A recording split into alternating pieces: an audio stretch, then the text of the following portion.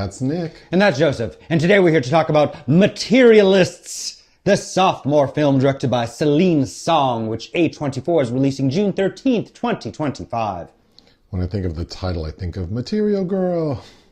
I know this director, their last film was nominated for an Academy Award. Past Lives premiered at Sundance, competed at the Berlin Film Festival, was routinely celebrated throughout the whole entire year, and probably maybe the best debut that year. Oh, wow. What is Materialist about? A young, ambitious New York City matchmaker finds herself torn between the perfect match and her imperfect ex. I have to say, if someone's going to be upset, I don't like this movie, turn this video off. I didn't particularly care for it either. You liked it probably less than I did. What is your pull quote? I have two. Oh, nice. A contradictory malaise makes Materialists a somewhat perplexing experience as Celine Song sets her characters up for a grand epiphany about love, marriage, and economic realities, but denies exploring any hard truths. Word. And then my fanciful pull quote. Some films bliss me, some films bug me. I think they're okay.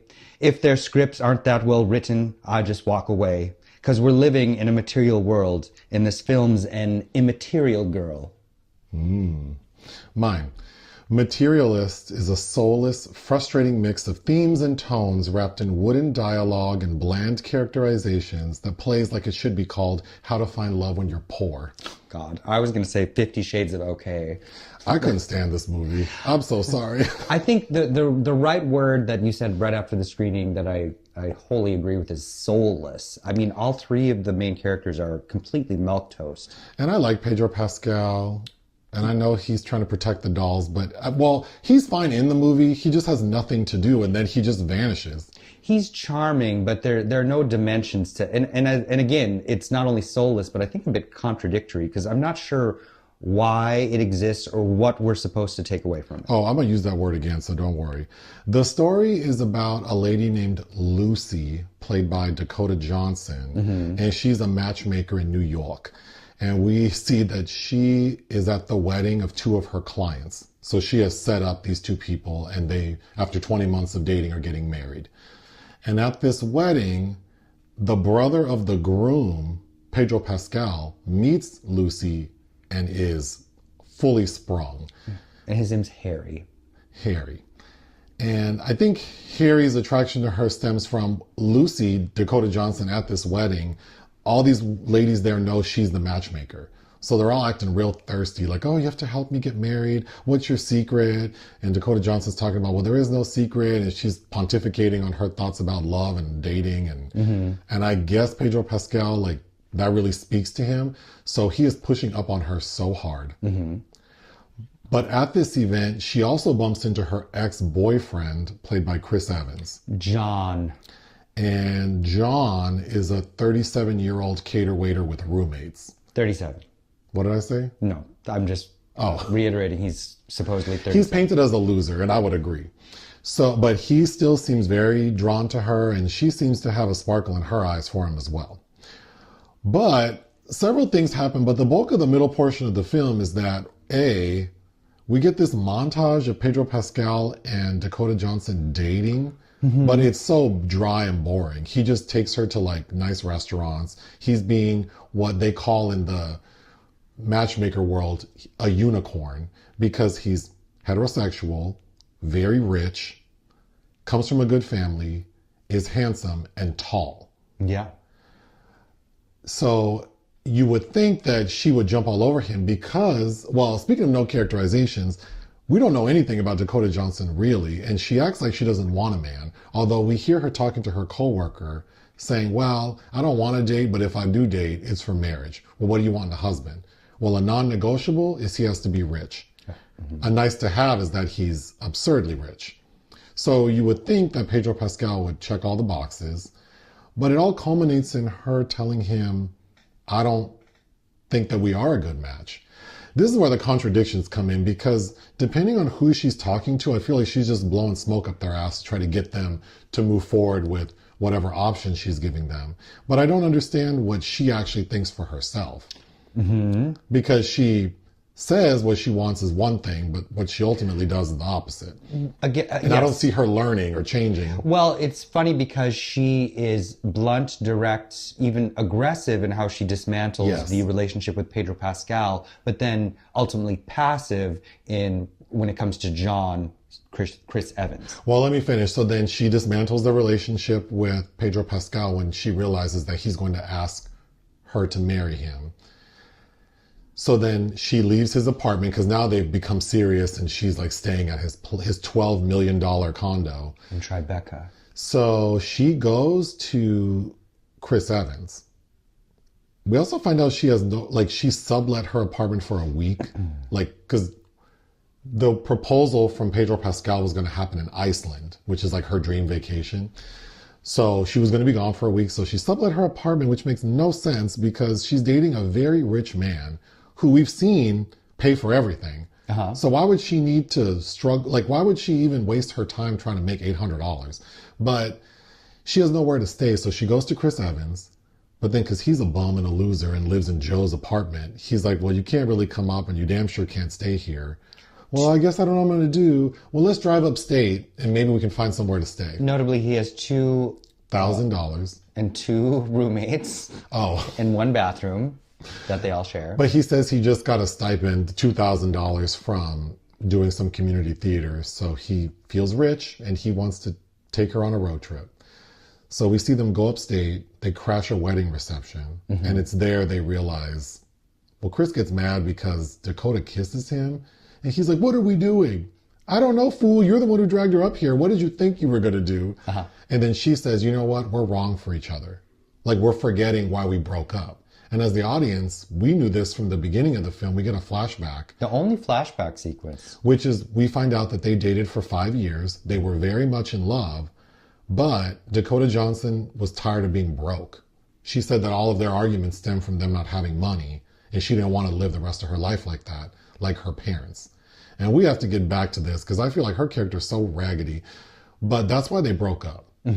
So at the end, when she says we shouldn't be doing this because what has changed? You still ain't shit. I still want to not be poor. So, but while that's happening, another plot point is that one of Dakota Johnson's customers, clients, this lady named Sophie L, played by Zoë Winters of Succession fame. Who I thought was so annoying. Agreed. There's this really awkward, lukewarm sexual assault plot line with this character. Like, she claims that a date Dakota set her up on attempted to assault her, and that turns into a big thing, but only for Dakota Johnson. Like, she's obsessed with it. Like, ends up stalking this woman trying to apologize to her. She feels like she's partially at fault. And that lady cusses her out. You ain't shit, you're nothing but a pimp. Tells her to F off, all that. But then at the end of the movie, when Dakota and Chris are at this wedding reception, they crash and have decided that they shouldn't try to get back together. Sophie L calls her. I didn't know who else to call, but that guy who assaulted me, he's standing in front of my apartment and the police told me to kick rocks because he's not threatening me. And what does Dakota's crazy ass say? I'll be right there. But they're like an hour out of town. So she makes Chris Evans, who she basically just broke up with, drive her back into town in his raggedy ass Volvo. And then she goes to comfort this lady. She makes Chris Evans wait outside. Chris is on the stoop all night. Breaks the dawn on the stoop, waiting for her to emerge. Reappear. And when Dakota Johnson reappears, she goes, oh, Sophie's feeling better. I'm just going to stay here. You can go home. I would have threw bricks through all those windows. I mean, that behavior is the unicorn behavior, actually. But it's during that moment when I would have been angry, where he basically professes his love for her and then says the craziest shit, that the shit that he should have said 6 years ago. Yes. Which is, I want to be with you. I know I'm broke, but I'll make it work because what I can offer you is love. And I'll pick up more shifts at the cater waiter job. I'll get a job in a restaurant. Basically he says, I'll start working. Also, she was staying in would see him in his apartment with these 2 roommates that he still lives in. I mean, that would have been the point where if they really love each other, we should try to move in together and make this work. We need to talk more about that, but she agrees, like, let's be together. And then we flash forward like a month, I think, and we find out that they're going strong and that her job as a matchmaker, her boss, played by Marin Ireland, has gotten a promotion. So Marin Ireland's offering Dakota Johnson her old job and telling her, like, you can ask for all the money you want. We need to talk about that. We need to talk about the buddy for sure. But Dakota Johnson's like, I don't know, I was going to resign tomorrow, but I'll think about it. And then we see Chris Evans propose marriage to her. It's important to know the film is bookended with caveman scenes. So the opening is like a caveman and a cavewoman coming together, and it's clear that he's going to try to like marry her. And then in the end, we see him give her a ring made out of like a daisy. A daisy.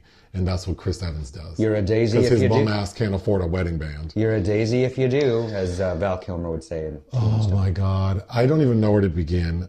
I was so annoyed by this script. Well, yeah, it's just odd. It's oddly kind of clunky and kind of doing similar things to Past Lives. This woman that's stuck between two different men that she's romantically interested in. And I know you didn't see that, but it's a far superior film. I assumed that A24 might be suspicious or nervous of this since, you know, based on the reception of Celine Song's last film, that they didn't have this at a major film festival such as Cannes, which it would have been ready for in time. This movie feels like the person who wrote it is like on the hit parade because they just got nominated for an Oscar. So someone was like, well, give us another script. And she had this in the trash and threw it at him. And then the people they cast are just like, oh, well, they're hot commodities, right? Chris Evans, Pedro Pascal, and Dakota Johnson. I don't feel like any of them are right for these roles. No. They're all completely milquetoast. I don't get any kind of, I mean, Dakota Johnson, the setup of Lucy I find interesting, and the courtship with Pedro Pascal, I think there are lots of interesting elements. I like the scene about where he says, I want you for your intangible assets. But then we never really find out what are those? What he perceives those to be. It's like after that moment, after that scene in the script, it just kind of hits a slump and then descends for me. I'm just going to start going through my notes. So at the wedding in the beginning of the film where she meets Pedro and reunites with Chris Evans, the bride is having second thoughts. And Dakota, can I start with, I thought the ADR was so weird in this movie. I felt like I was watching ventriloquist dummies. I noticed it. It's kind of notable in two moments for sure, but yeah. So then the weird ADR combined with this ridiculous dialogue from these characters who are so wooden, it just was annoying me. But when Dakota's talking to the bride, I thought what she was telling her was actually her character comes across as very blunt and honest, but sweet. So initially it was working for me. I agree. And then she asks the bride to be like, you know, between you and me, like, mum's the word, I'll never tell anyone else. What is actually going through your head right now? And the bride says, well, I'm only marrying him because I want to make my sister jealous. Yes. Because my sister thinks that my fiance is better in every way than her own husband. So Dakota goes, oh, so it's about value. You feel valuable. I thought that was well done. So then I'm thinking, there are so many directions I thought this could have gone. Well, it's interesting because that, in turn, she's internalized that same sentiment for what is attracting her to Pedro Pascal. Right. Because that's what, he asked her, what do you like about me? And she says, you make me feel valuable.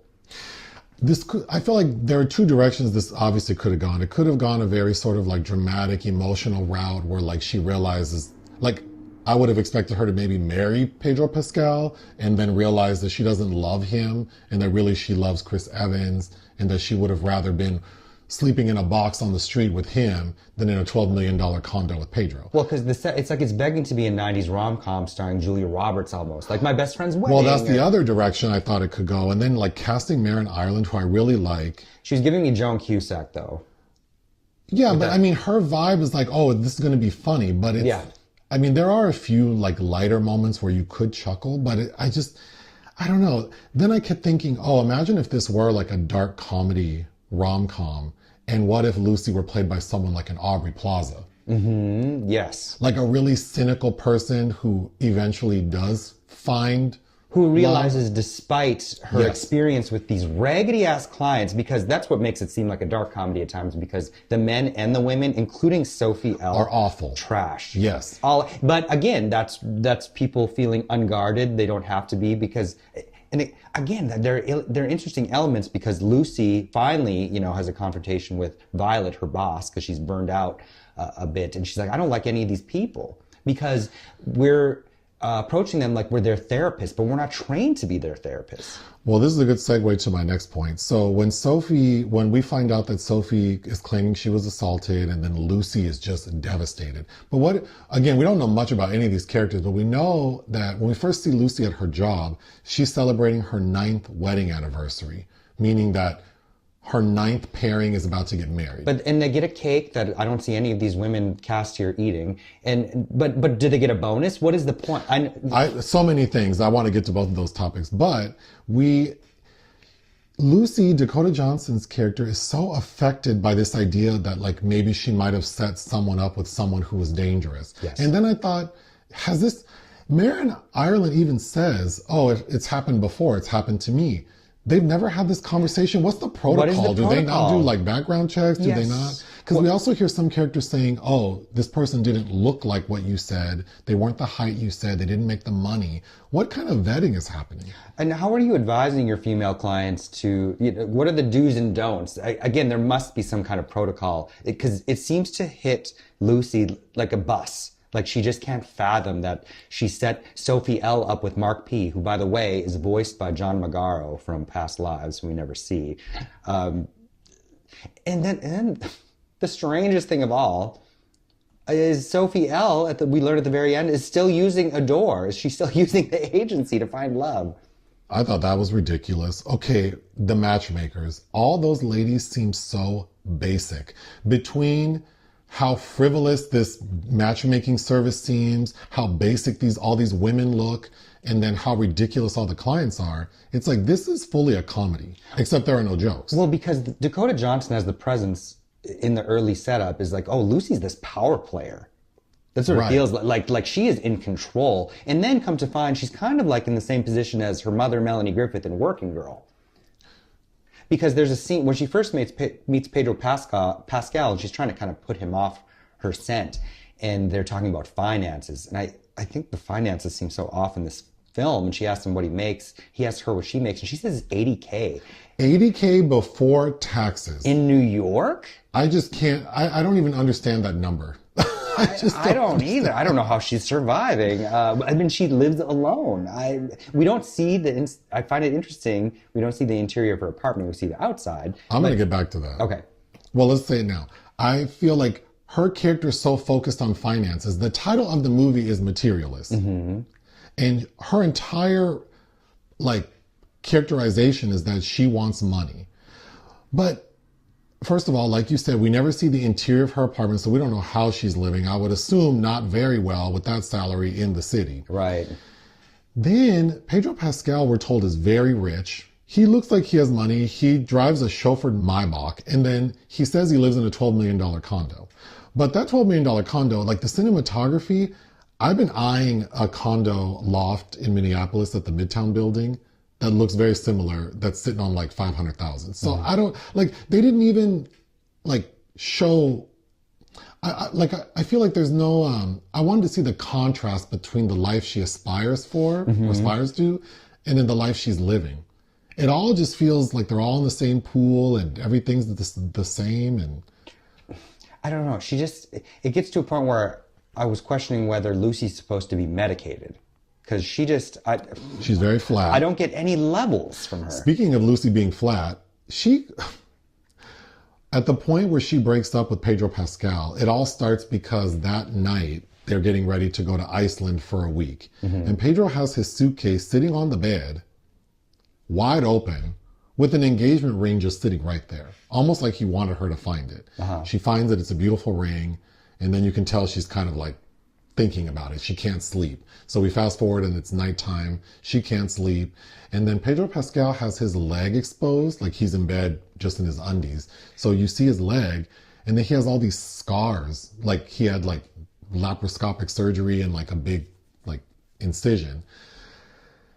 So she's touching it. He realizes she saw it. He gets mad and storms off into the kitchen. I thought that was such a creepy scene. Well, I did too. The response. I did too, especially because up to this point, she's been very assertive and asking questions. And I thought it was kind of weird that she didn't say anything, but he got up and goes to the kitchen, pours a drink. She follows in his nightshirt. And then we learn that this was previously mentioned in the film, had this surgery where you can break your legs and become taller because the way you reset the bone. Basically, he paid $200,000 to get taller by 6 inches. Okay, first of all, well, when I said, speaking of Lucy and being flat, she tries to tell Pedro Pascal, like, oh, well, don't feel bad because I have my breasts done. What, did she have them taken out? Like, there are no breasts to be seen. I just felt like, oh, did you write this movie for someone else and then you just picked other people? Well, especially because his response, which earned some laughs, is like, oh, I thought so. It's like, oh, okay. But then it's like Pedro Pascal being 6 inches shorter. He even at a point gets shorter to show her what he used to look like. And it just doesn't even make sense. His proportions are so crazy. Like, But the way that it's characterized is like, oh, I've never had to ask for the attentions of a woman again because I'm tall. It's like... Okay, what I didn't like is that we don't learn about him. This man comes from... First of all, you know his family's messed up because he comes from this rich family and they all work together. He's in finance along with his brother, his dad, and his mom. They all work for her firm. And they come from generations of wealth. So I'm sure there's a lot of dysfunction in there. Then we don't know if he's ever been married or had a serious relationship, but he's clearly in his 50s, very rich, handsome, and I guess up until a few years ago, kind of short, but still, like, I just didn't get the sense that he was actually like this unicorn. I was actually kind of thinking that he seemed like he'd probably be a nightmare. That's what again, on paper, because you hear all these women giving their ridiculous lists about what they're looking for, and it's like, good luck. And that is kind of a breaking point for Lucy as well, because she kind of slaps back at this woman saying, like, you're not a catch, you're not a fish. Like, and what you're asking for is impossible. Like, I'm not Dr. Frankenstein, I can't build you a man. So then in those moments, I was confused. Like, so what does Lucy actually believe in? Like, does she think that it's about love, or is it about finding someone who can provide you the life you want? I don't even understand what she thinks a good match is, except that... I think the finale of the film, we're supposed to believe that she's chosen love. She's chosen the sentiment of what she actually feels for somebody rather than a business deal. But do you feel any passion or warmth between her and Chris Evans? None whatsoever, especially because the two scenes with Sophie L where she tells her, I believe you're going to find your dream man, even after the assault has supposedly happened. It's like you're just repeating the same recipe to her, but do you still believe this bullshit you're saying? I feel like we needed a point in this script where it's like, no, the hard truth is, like, you might not find the person, the one. And maybe you need to look at yourself a little harder to see what you're actually offering someone, Sophie L. But we don't have that. It's just all this placating. Speaking of Sophie, I hated that Dakota Johnson's character was so stupid. She basically stalks Sophie because Dakota Johnson's boss is like, hey, there's like an active sort of lawsuit. Don't reach out to her. Or like, do not reach out to her. Like, yeah, duh, because you might say something that will implicate the business. But Lucy's dumbass, I mean, she says she dropped out of college, so maybe she is dumb. I don't know. But she stalks this woman. And I hated that she's walking around wearing a trench coat and a hat. She just looks so stupid following this woman. And then the woman is clearly trying to avoid her. And then we get a shot of Lucy chasing her. And that's when the woman cusses her out. And Sophie L, again, we first meet her being really excited about this date she'd gone on. And then we hear the man on the phone telling Lucy that she's not a match. And I asked for somebody in her 30s. And Lucy's like, well, she's 39. He's like, no, that's 40. And then she breaks that news to Sophie L, who's like, how dare he? He's balding. Girl. So, like, none of these people, like, I just don't understand. Sophie seems like kind of a shit person, like a garbage person. So I don't understand why Dakota Johnson's so invested in her. I would have been like, good riddance. And then, like you said, then that crazy lady uses the service again at the end of the film. After making her matchmaker, which reminds me of that Janine Garofalo 1997 film, The Matchmaker. I hated the scene where Zoë Winters, like, her voice catches and she's like, I deserve love. It's like, oh my God. I wrote down this movie.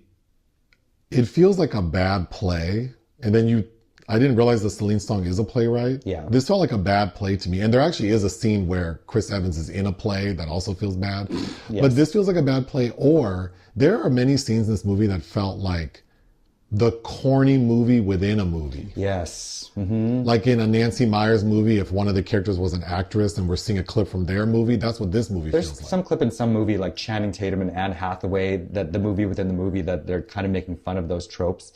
It also reminded me of a really bad Gwyneth Paltrow movie called Sliding Doors, where it sets up a scenario where what if one day she didn't get on the subway and she met this man? And you see like two dueling love stories going on. It's like, oh. At a point towards the end when Dakota Johnson's talking to Chris Evans, she says, "I'm not a good person." And I thought, no, you're not. Oh, that's what I want to talk about.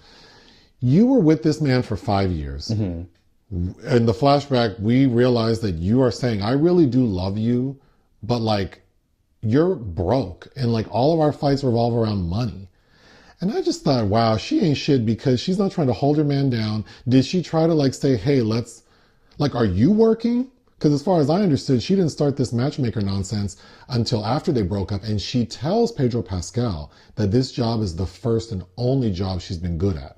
So were you as big a bum as Chris Evans? Well, she said she's a failed actor, but it's like, were you just like hanging out in the apartment like Christina Ricci in Monster? Like, what were you doing? I just don't get it. Like, so you were just raggedy with him when y'all were together, and then he has not progressed. I would say that he's actually worse because he's in the same garbage position, except he's older now. Well, I don't see any soul searching from her. No. Again, in a film that's soulless, why would there be soul searching? But it's like, what have you learned? What have we learned about yourself along with the audience that makes you come to have this realization? But the situation with Chris Evans is, it's almost like if you're in a union and you go on strike and then you go back to the exact same job and didn't get anything that you asked for. Yeah. That's what it feels like. My final note is, considering she makes $80K before taxes, living in New York, obsessed with money, she smokes a lot of cigarettes. Because, cigarettes are the most expensive in New York. Yeah. New York has the highest tobacco tax or whatever. I just found it such an odd sort of thing that there's so much smoking in this movie, primarily and only from the two broke characters. I think that it seems slightly askew based on how we're coming at the financial realities of these people. And it's the same with who the male clients are using Adore. Because to me, like, somebody at Pedro Pascal's tax bracket, they're just going to use that, to find easy dates with women that they may sleep with or not. And then you also have somebody like, we don't know anything about Mark P, John Magaro, but, somebody that gets drunk and assaults the date in a bathroom. Who are these clients? And we're told by one guy that he's like, he wants these 27-year-old girls. Who are the women that are also Again, this would have, like, it could be this frivolous if it were like a dark comedy. Well, what's the dark underbelly of this kind of scenario? Because there is one. There is one, but this film doesn't explore it, I don't feel. Anyway, we should probably end this because all I've done is complain. What else would you like to say? I'm just disappointed based on how much I liked Past Lives, and again, that treads very similar territory, but with significant emotion and poignancy and heart. And I feel like all of that's completely absent from this. But again, it leads me up to a point where I'm with it, and I think the drop off also makes it more disappointing. But there you have it. What would you give Materialists? 2. I would give this film 1.5 out of 5. Join us on Patreon and listen to our podcast. Bye.